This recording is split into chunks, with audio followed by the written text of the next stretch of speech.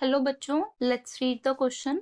Question क्या है? The mechanisms of ATP formation both in chloroplast and mitochondria is explained by relay pump theory, Vance's model, chemiosmotic theory and mass flow model.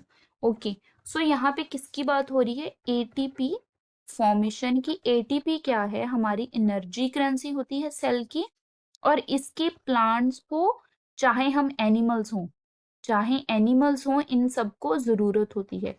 But plants में क्या होता है कि ये जो एटीपी फॉर्मेशन होती है, this occurs by the photophosphorylation.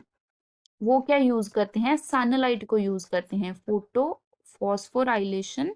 Animals में ये होती है ऑक्सीडेटिव ऑक्सीडेटिव फॉस्फोराइलेशन होती है। और प्लांट्स में ये कहाँ पर होती है? प्लांट्स में होती है क्लोरोप्लास्ट में। प्लांट्स में होती है क्लोरोप्लास्ट में, और एनिमल्स में कहाँ होती है? माइटोकॉन्ड्रिया में। एनिमल्स में माइटोकॉन्ड्रिया में, क्योंकि हमारे पास क्लोरोप्लास्ट नहीं होता। सो एटीपी की फॉर्मेशन दोनों में होगी, और जो थ्योरी है वो दोनों में सेम है, वो दोनों में सेम है। सो यहाँ पे हम कह सकते हैं कि जो थ्योरी है वो है केमियोस्मोटिक थ्योरी। और वो किसने दी थी? पीटर मिशेल ने दी थी।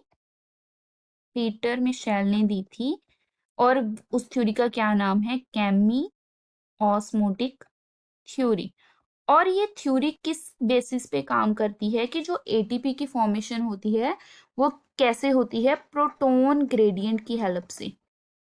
प्रोटॉन ग्रेडियंट की हेल्प से, चाहे वो ग्रेडियंट बने माइटोकॉन्ड्रिया में, चाहे वो बने क्लोरोप्लास्ट में।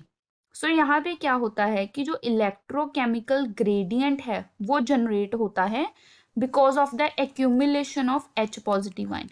जैसे कि अगर हम क्लोरोप्लास्ट चाहे बात करें, चाहे माइटोकॉन्ड्रिया की बात करें, क्योंकि माइटोकॉन्ड्रिया की भी दो मेम्ब्रेन्स हैं और क्लोरोप्लास्ट भी ऐसे ही है। जैसे ये अगर क्लोरोप्लास्ट की थाइलाकॉइड मेम्ब्रेन है और ये बाहर वाला क्या होगा? स्ट्रोमा होगा। ये बाहर वाला स्ट्रोमा होगा। और यहाँ पे क्या होगा? यहाँ पे होगा कि जो H पॉजिटिव है वो बहुत ज्यादा हो जाता है अंदर एक्यूमुलेट। जो H पॉजिटिव है, ये क्या है? ल्यूमेन है, lumen of thylakoid. Lumen of thylakoid. ये जो थाइलाकॉइड स्ट्रोमा, ये दोनों किसके पार्ट हैं? क्लोरोप्लास्ट के हैं। ये क्लोरोप्लास्ट के पार्ट है।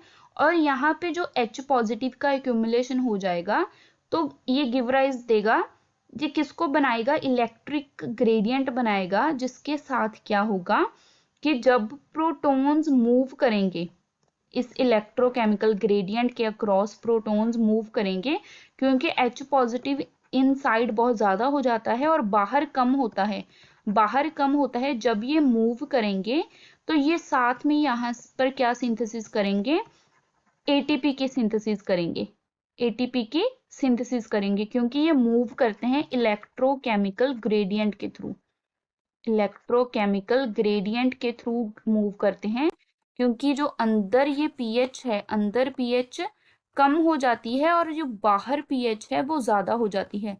सो यहाँ पे जो ग्रेडियंट बन जाता है वो H पॉजिटिव को बाहर मूव करता है, जिसके साथ ये वाला जो कॉम्प्लेक्स होता है, इसके साथ जब ये मूव करता है, ये साथ में क्या करता है? ये एटीपी की सिंथेसिस करेगा।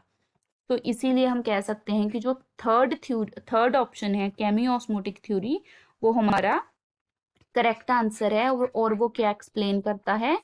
Mechanism of ATP formation in both chloroplast and mitochondria. Chloroplast और माइटोकॉन्ड्रिया दोनों में यही फिनोमेना है, यही वाला मैकेनिज्म काम करता है, जिसके थ्रू एटीपी की सिंथेसिस होती है because of the proton gradient establishment. I hope you understood it well. Best of luck.